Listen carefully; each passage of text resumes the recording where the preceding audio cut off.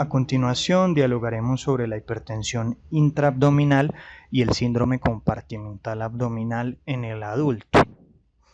Nos fundamentaremos en la guía publicada en el año 2020 por la Sociedad Mundial para el Síndrome del Compartimiento Abdominal, la cual se fundamenta en las pautas publicadas en el año 2013, actualizadas en el año 2017.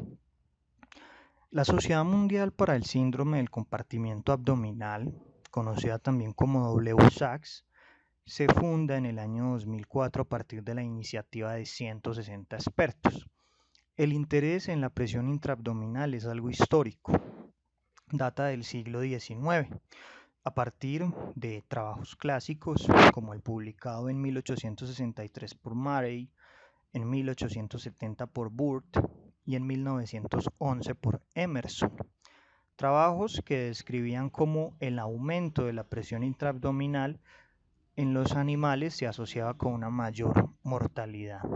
En el año 1923, Torrington y colaboradores muestran una asociación entre hipertensión intraabdominal y falla renal, y en el año 1931, Overholt estandariza la primera técnica de medición de la PIA con un catéter conectado a un transductor de presiones. Posteriormente, Gross describe la asociación entre hipertensión intraabdominal y falla respiratoria. En la actualidad, sabemos que la elevación de la presión intraabdominal termina por afectar otros compartimientos.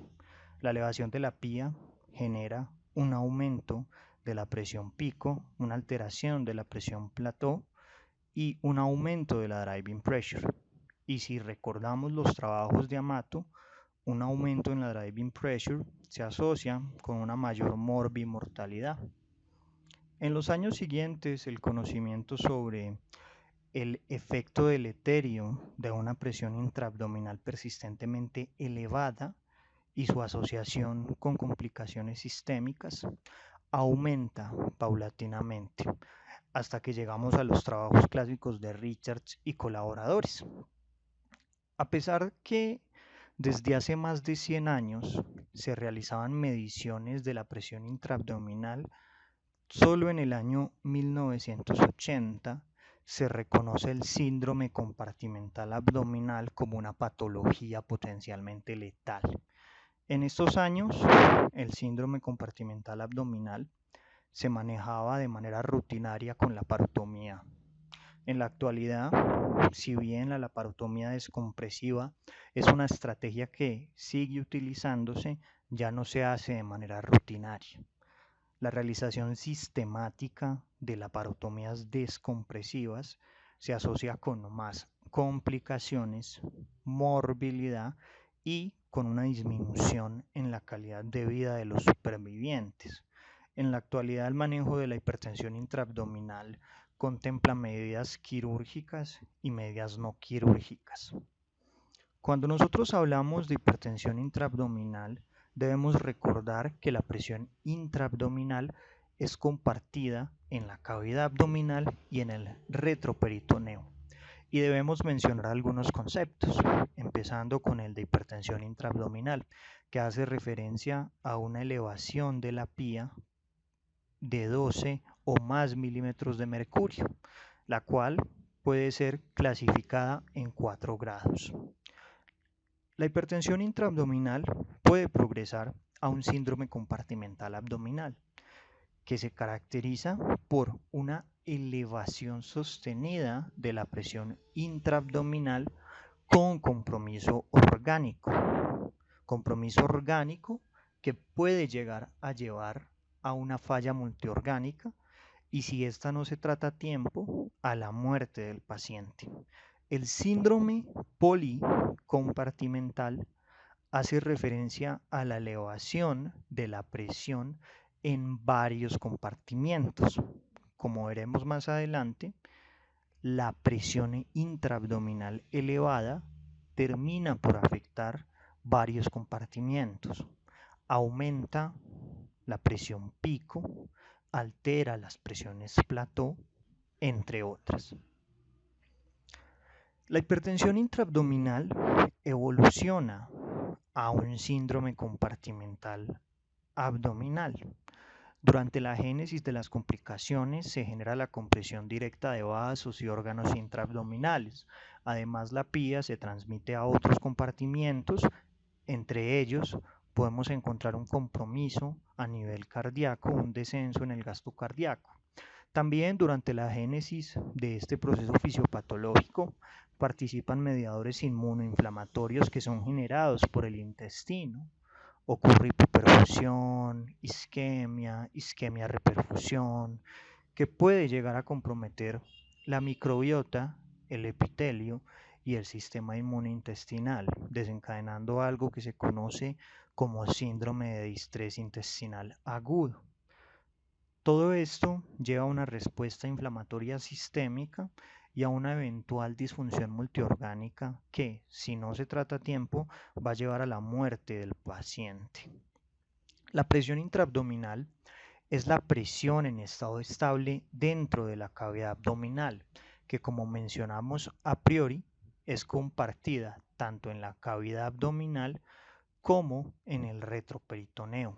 La pía debe ser medida en milímetros de mercurio y bajo ciertas condiciones especiales que describiremos más adelante. La hipertensión intraabdominal entonces la vamos a definir como la elevación de la pía de 12 o más milímetros de mercurio de manera repetida o sostenida, y el síndrome compartimental abdominal lo vamos a definir como una elevación sostenida de la pía por encima de 20 milímetros de mercurio con o sin compromiso de la presión de perfusión abdominal que se encuentre por debajo de 60 milímetros de mercurio, asociado a disfunción o falla orgánica. Si nosotros tenemos un aumento de la pía y tenemos disfunción orgánica que no se explique por otra causa, posiblemente estemos ante un síndrome compartimental abdominal. De hecho, ya estaríamos cumpliendo la definición del mismo. La hipertensión intraabdominal se clasifica en 4 grados. Grado 1, cuando la pía está entre 12 a 15 milímetros de mercurio. 2, cuando está entre 16 a 20. 3, cuando está entre 21 a 25. Y 4, cuando la pía es superior a 25. A su vez, la hipertensión intraabdominal y el síndrome compartimental abdominal pueden ser primarios, secundarios o recurrentes. Y estas se pueden yuxtaponer. En otras palabras, podemos tener una hipertensión intraabdominal que tenga un componente primario y un componente secundario. Esto es relativamente común en las unidades de cuidado intensivo.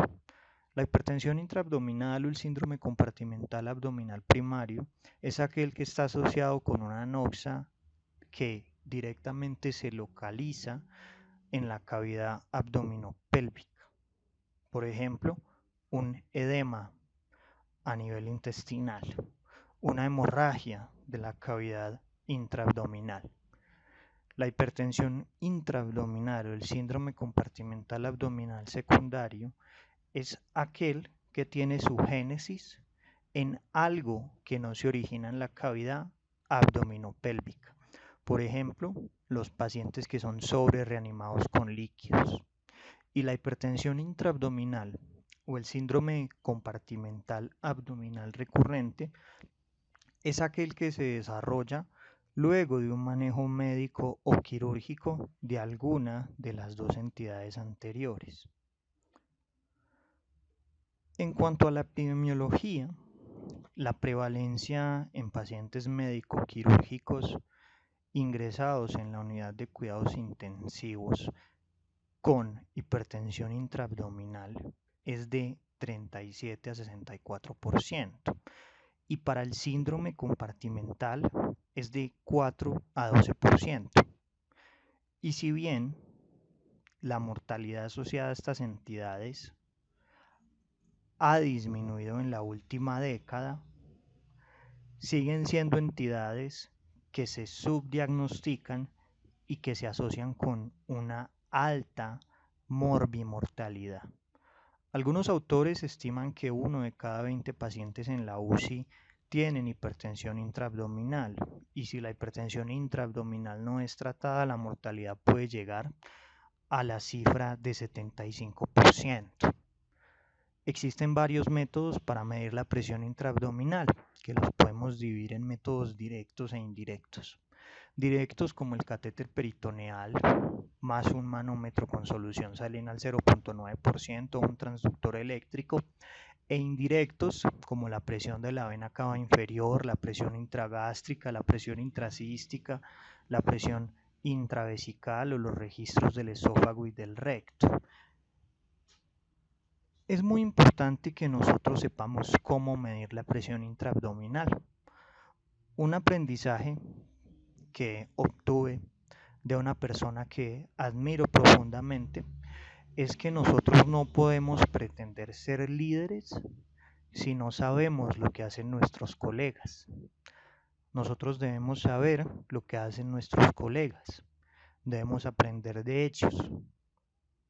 El ser humano está siempre en constante aprendizaje y de manera continua debe retroalimentarse. Es así que todas las personas nos enseñan a nosotros habilidades y conocimientos valiosos. Si nosotros tenemos la función de coordinar un equipo, ubicándonos puntualmente en la unidad de cuidados intensivos, debemos tener conocimiento y valorar lo que realiza todo el equipo: terapeutas respiratorios, nutricionistas, auxiliares de enfermería, enfermeros jefes, fonoaudiólogos, etcétera, etcétera. Retomando entonces, la medición de la presión intraabdominal debe realizarse al final de la expiración con el paciente en posición supina y debe haber una ausencia de contracciones musculares voluntarias. El transductor se debe localizar a nivel de la línea medio axilar y el punto cero está localizado a nivel de la sínfisis del pubis. En pantalla podemos ver un algoritmo sobre cuál es el protocolo para poder medir la presión intraabdominal. Lo recomendado en la literatura es que se haga con técnica estéril. Se realiza asepsia y antisepsia, se colocan campos estériles, la cama debe estar en posición horizontal y el paciente en decúbito supino con la sonda de balón a 90 grados en relación con la pelvis. Se pone el punto cero a nivel de la sínfisis del pubis, se evacúa la vejiga, se usa una llave de 3 vías, una rama se conecta con el sistema de drenaje urinario y otra al sistema de medición de presiones, que puede ser hidráulico como un sistema de PVC o electrónico ubicado en la porción distal de la sonda Foley. Se infunden 100 mililitros de solución salina al 0.9%, se lava el sistema, la sonda vesical se comunica con la escala de medición y el menisco de agua o de orina comienza a descender hasta que alcanza el valor de la presión intraabdominal. Esta debe tener una pequeña oscilación con la respiración y esto se verifica presionando bajo el vientre del paciente y observando un ascenso del menisco con un aumento de los valores de dicha presión. El resultado que nosotros medimos se recoge en centímetros de agua y esos centímetros de agua hay que convertirlos en milímetros de mercurio, porque la PIA se debe interpretar para poder realizar las graduaciones en milímetros de mercurio. Y para ello, los centímetros de agua que obtuvimos se multiplican por 1.36. El gold estándar para el diagnóstico de la hipertensión intraabdominal es la medición de la PIA a través de vía transvesical. Aquí se ve el catéter Foley que está conectado al drenaje urinario.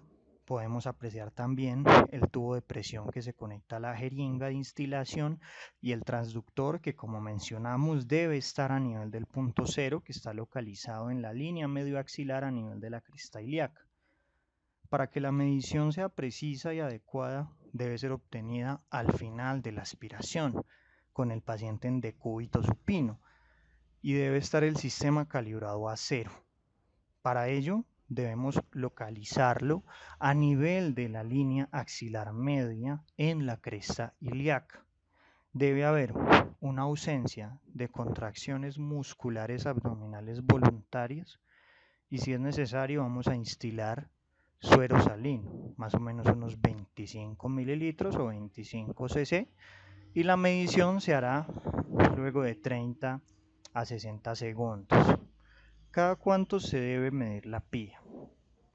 En pantalla vemos una revisión sistemática realizada por COT y colaboradores en el año 2021. Y a partir de los datos de mortalidad que fueron observados en el estudio de Kim et al. Y en el estudio de Lyer y colaboradores, parece que una medición diaria con un máximo de 3 o una medición al menos 2 veces al día son modalidades correctas y seguras. En cuanto a los imagenológicos, estos tienen gran importancia en el contexto de la hipertensión intraabdominal. Debemos mencionar el ultrasonido y la tomografía axial computarizada. La TAC nos permite apreciar incremento en la relación anteroposterior y transversa del abdomen, choque intestinal que se define, como podemos ver en pantalla, como un grosor de más de 3 milímetros de la pared intestinal, elevación del diafragma, estrechez de la vena abdominal o de la porción intrahepática de la cava inferior, la presencia de líquido libre o la existencia de deformidades en las vísceras, deformidades que son secundarias al aumento de la PIA.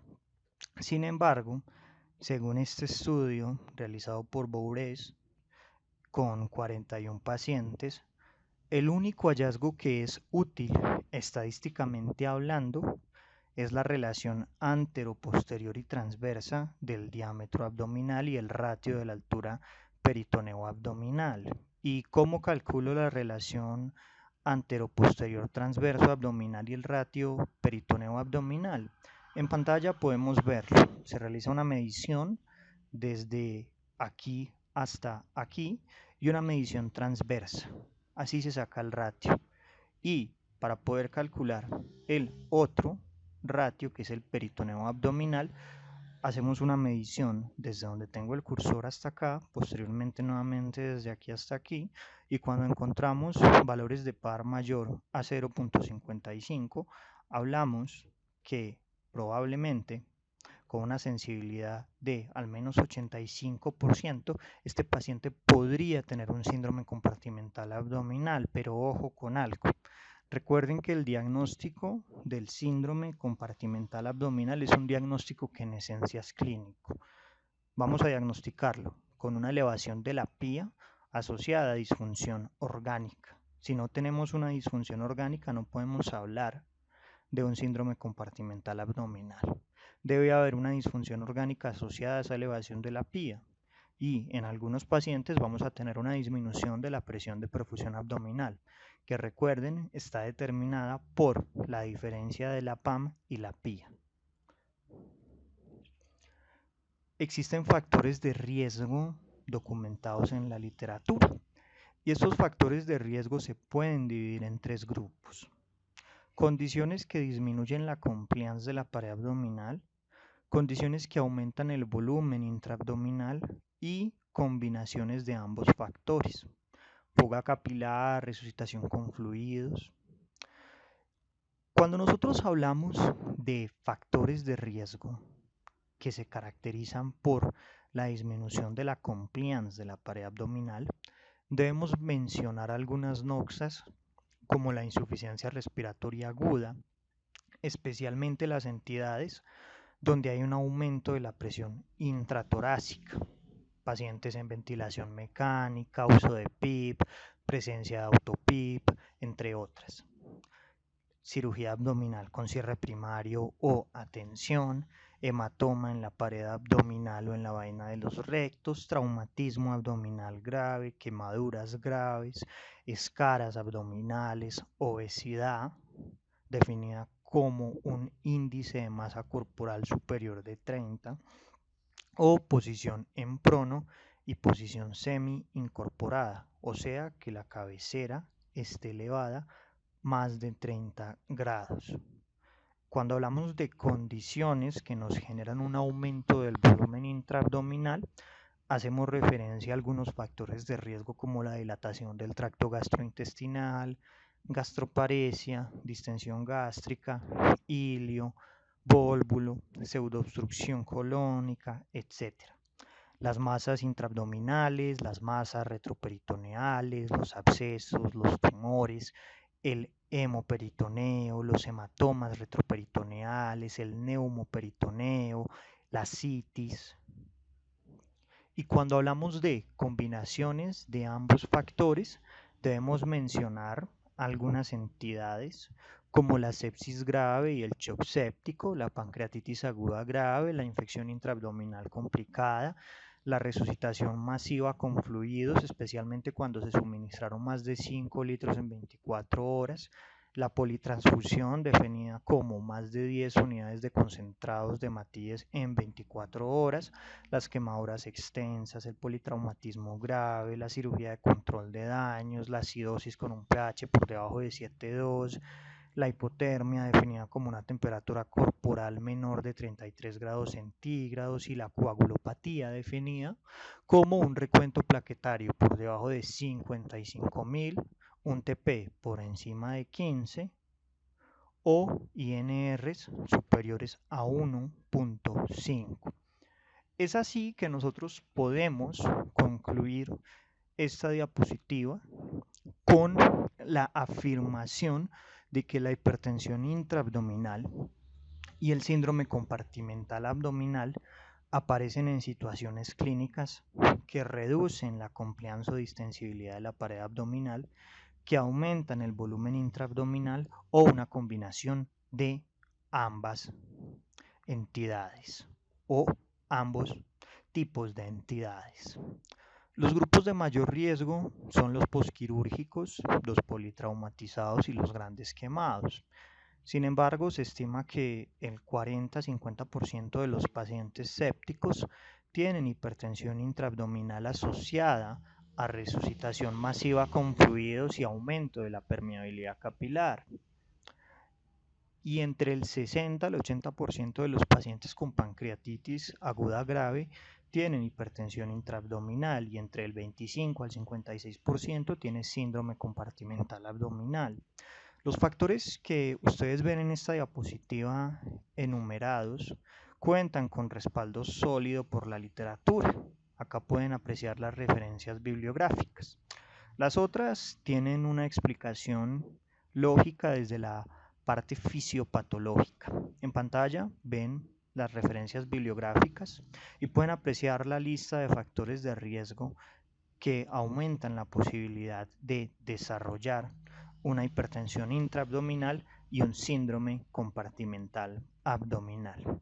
Es muy importante que hablemos de la fisiopatología del síndrome compartimental abdominal y de la hipertensión intraabdominal. La cavidad abdominal y el retroperitoneo, como mencionamos, comparten una misma presión. La pared abdominal tiene una compliance que es limitada, y nosotros hablamos de una relación presión-volumen abdominal. Esa relación presión-volumen abdominal es curvilínea.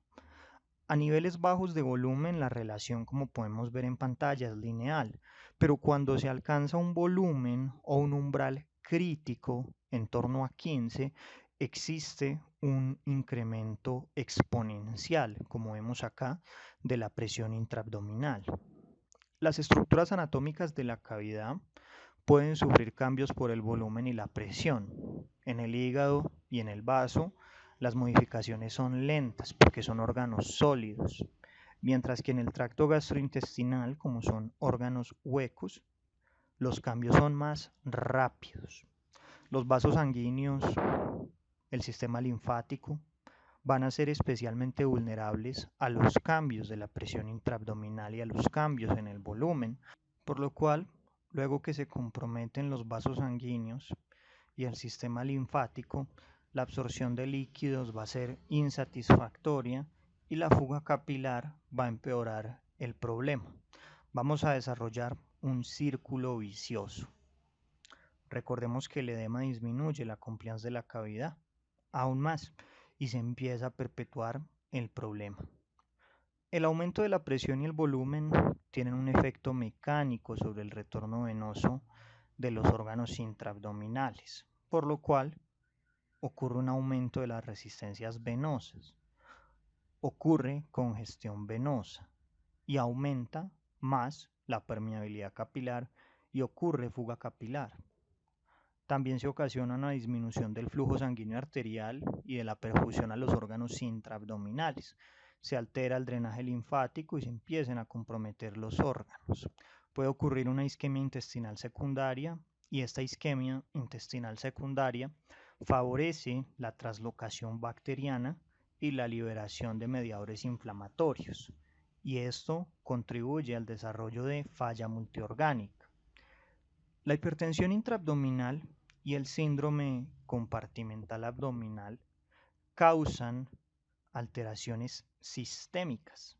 A nivel cardiovascular, aumenta la PVC y aumenta la presión en cuña pulmonar. También disminuye el retorno venoso, aumentan las resistencias vasculares y se reduce el gasto cardíaco. Cuando hay presiones entre 10 a 15 milímetros de mercurio, ya puede ocurrir compromiso a nivel del gasto cardíaco. Y esto ocurre por una compresión vascular intraabdominal asociada con una disminución del descenso del flujo de la vena cava inferior y una activación del sistema renina-angiotensina-aldosterona, además de que ocurre un desplazamiento caudocefálico del diafragma y hay una transmisión abdominotorácica de la presión intraabdominal con un aumento de las presiones intratorácicas y una compresión cardíaca. Por ello, en los pacientes con hipertensión intraabdominal se debe corregir la PVC.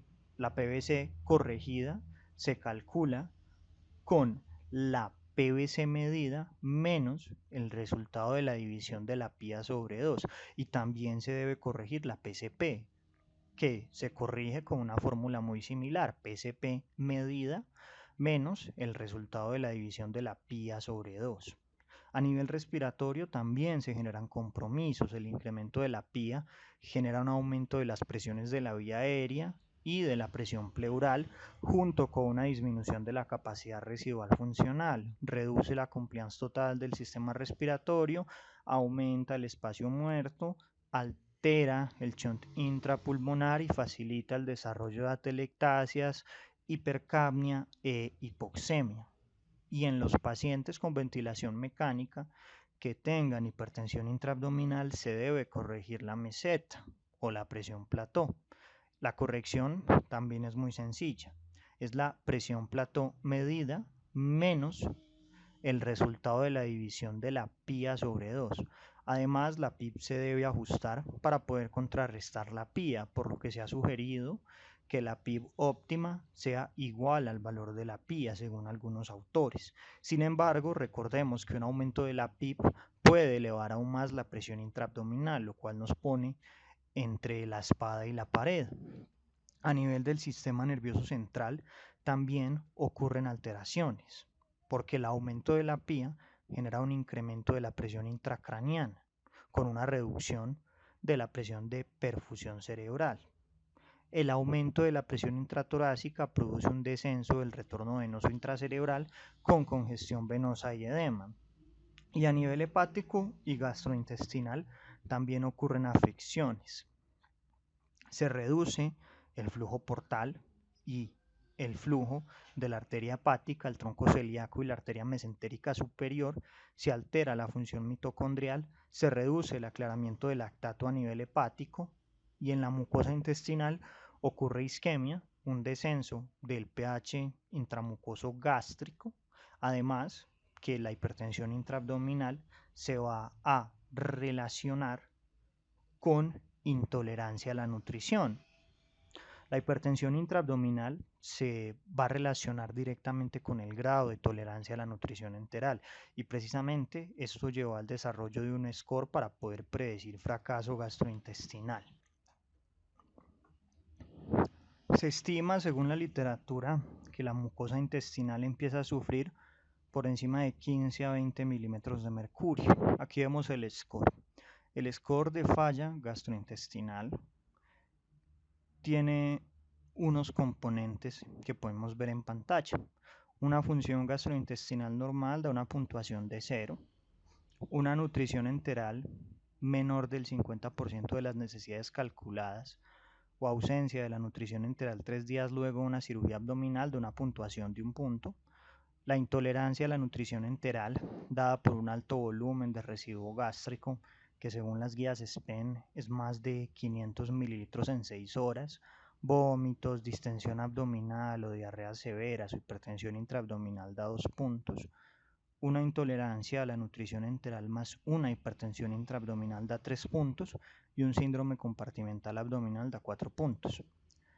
Recuerden que la intolerancia a la nutrición enteral más hipertensión intraabdominal o la presencia de un síndrome compartimental abdominal contraindican de manera temporal la nutrición enteral, porque la nutrición enteral aumentaría la cantidad de presión que existe dentro de las vísceras huecas y eso traduce en un aumento de la PI, que puede empeorar la sintomatología.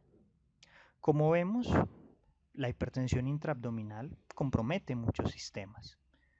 Genera alteraciones metabólicas, insuficiencia adrenal, aumenta la presión intratorácica, aumenta la PAU, altera las complianzas, disminuye la PAU, aumenta la PACO, altera el shunt, aumenta el agua extravascular pulmonar, altera las pruebas de función hepática, disminuye el flujo sanguíneo portal, disminuye el aclaramiento hepático del lactato, disminuye la función mitocondrial, disminuye el flujo sanguíneo celíaco, disminuye la presión de perfusión abdominal por un aumento de la presión intraabdominal y recuerden que la presión de perfusión abdominal se determina como el delta entre la PAM y la PIA, disminuye el pH de la mucosa intragástrica, aumenta la presión intracraniana, genera encefalopatía, altera el estado mental,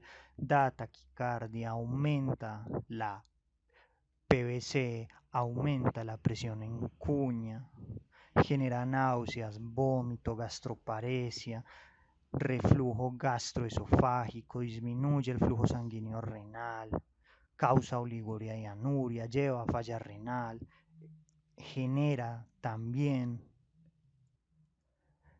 fatiga y debilidad muscular, etcétera, etcétera.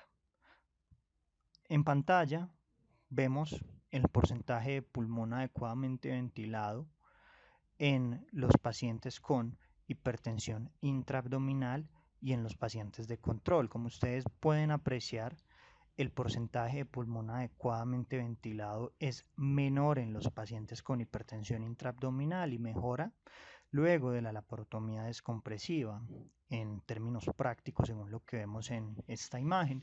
Y aquí podemos apreciar un resumen de todas las alteraciones que genera a nivel respiratorio la elevación de la PIA, aumento de la presión pleural, aumento de la presión pico, aumento de la presión media de la vía aérea, aumento de la plató, disminución de la compliance, disminución de los volúmenes pulmonares, disminución de la capacidad residual funcional, atelectasias, aumento de la resistencia vascular pulmonar, hipercapnia, hipoxemia, aumento del espacio muerto, aumento del shunt intrapulmonar, edema alveolar, aumento del consumo de oxígeno, aumento del trabajo respiratorio, activación de los neutrófilos pulmonares y infiltrados inflamatorios pulmonares. Aquí vemos cómo a medida que aumenta el volumen de la cavidad intraabdominal y la presión intraabdominal, aumenta la presión pico de manera exponencial. Cuando nosotros hablamos de tratamiento, debemos entonces remitirnos a este artículo publicado por Delahaye, que es el texto guía de esta charla. Delahaye recomienda una perspectiva triangular que contempla 3 puntos grandes. El manejo de la causa, que puede identificarse a través de la anamnesis o estudios complementarios como la TAG y el ultrasonido, la medición dinámica de la PIA y el manejo de la disfunción orgánica. Esto nos lleva a un algoritmo y el algoritmo inicia con la monitorización de la presión intraabdominal si nosotros sospechamos un síndrome compartimental abdominal o una hipertensión intraabdominal. Luego de esto debemos preguntarnos, ¿existe una necesidad de una intervención? ¿Por qué vamos a intervenir? Debemos interpretar adecuadamente la presión intraabdominal teniendo en cuenta que la PIA es una medición dinámica, no estática. Debemos también conocer el grado de disfunción orgánica que tiene el paciente. En caso de que el paciente se beneficie de una intervención, vamos a la siguiente pregunta. ¿Cuándo y cuál es el momento de hacer una intervención? ¿Realmente sí existe una relación causa-efecto entre el aumento de la PIA y la disfunción orgánica o esa disfunción orgánica es por otra noxa? Debemos entonces indagar la causa y llegamos a el tercer punto del triángulo. Finalmente, vamos a preguntarnos cuál es la intervención o el método predilecto en el contexto particular del paciente, entendiendo claramente la causa de la condición que está elevando la PIA para poder elegir cuál va a ser la intervención idónea. Tal vez la alteración de la PIA responde a una alteración de la compliance, una alteración del volumen o una alteración propiamente de la presión. Este es el algoritmo del año 2013. Ellos hablan de 4 pasos o STEP. Algunos aspectos a tener en cuenta es que el manejo inicialmente es médico. Si con analgesia mejora la PIA, es poco probable que esta sea la noxa de la disfunción orgánica del paciente. De ahí que nosotros interpretemos bien los datos. Remitiéndonos a la guía del 2013, la primera medida a realizar es reducir el volumen intraluminal y esto puede hacerse a través de una sonda nasogástrica o un tubo rectal o mediante la utilización de prokinéticos con un grado de evidencia 2D. Se recomienda identificar lesiones que ocupen el espacio abdominal, dar una óptima sedación y analgesia para poder mejorar la compliance abdominal, remover la ropa apretada, optimizar la fluidoterapia para poder evitar el exceso de fluidos, mantener un balance de fluidos adecuado y guiar la resucitación con fluidos a partir de mediciones dinámicas y de manera complementaria estáticas para poder saber si el paciente es respondedor a volumen, por ejemplo, a través de la medición de la variabilidad de presión de pulso, entre otras medidas. Como paso 3, se debe minimizar la nutrición enteral, administrar enemas, considerar colonoscopia descompresiva. En ocasiones se debe tomar tomografías abdominales para identificar lesiones, usar drenajes percutáneos para las lesiones o evacuarlas quirúrgicamente. De ser necesario, se van a utilizar fluidos hipertónicos o coloides, se van a eliminar los líquidos mediante diuresis y de ser necesario a través de ultrafiltración o hemodiálisis y se debe contemplar la monitorización hemodinámica. Y como último paso, si la presión intraabdominal es mayor de 20 milímetros de mercurio y hay una nueva falla orgánica, se debe considerar en el STEP 4 la descompresión abdominal quirúrgica. Como ustedes ven, el manejo de la hipertensión intraabdominal y el síndrome compartimental es dinámico, escalonado y tiene medidas tanto quirúrgicas como no quirúrgicas. En pantalla vemos otro algoritmo que plantea opciones terapéuticas que han estado documentadas en la literatura, algunas enfocadas a la mejoría de la compliance abdominal, como la sedación, la analgesia y evitar que la cabecera de la cama esté por encima de 30 grados. Otras enfocadas a evacuar los contenidos intraluminales, sea por descompresión nasogástrica, descompresión rectal o la utilización de prokinéticos. Otras a través de la evacuación de el fluido que puede estar coleccionado dentro del abdomen mediante drenaje percutáneo, paracentesis, la corrección del balance positivo de fluidos, evitando la resucitación excesiva, dando diuréticos, utilizando coloides o soluciones hipertónicas o hemodiálisis o ultrafiltración dependiendo del contexto, y soporte orgánico, optimizando la ventilación, el reclutamiento alveolar, entre otras medidas. En pantalla podemos apreciar un algoritmo de manejo recomendado por Kirkpatrick para poder tratar e identificar el síndrome compartimental abdominal. Ya mencionamos que en caso de que la PIA de manera persistente esté por encima de 20 milímetros de mercurio y haya fallo orgánico, se debe considerar la realización de una laparotomía descompresiva. Es importante que hablemos de la descompresión percutánea con catéter. Este fue un estudio realizado por Cheatham que comparó la utilización de drenaje percutáneo con catéter versus la laparotomía descompresiva.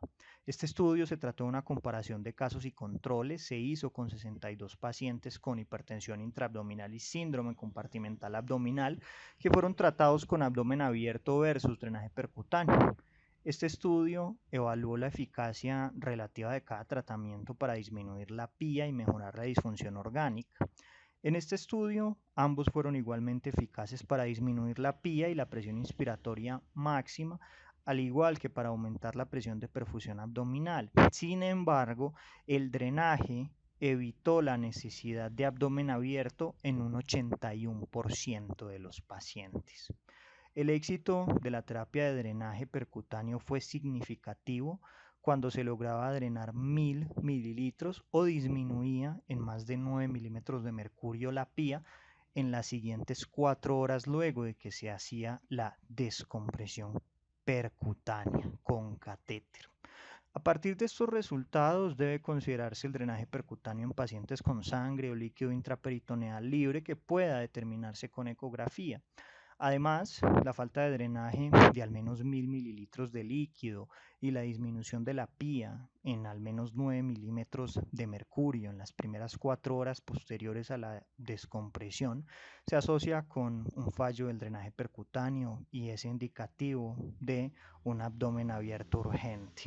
En cuanto a la nutrición enteral temprana y la hipertensión intraabdominal, hay un estudio publicado por Son y colaboradores en el contexto de pacientes con pancreatitis aguda grave.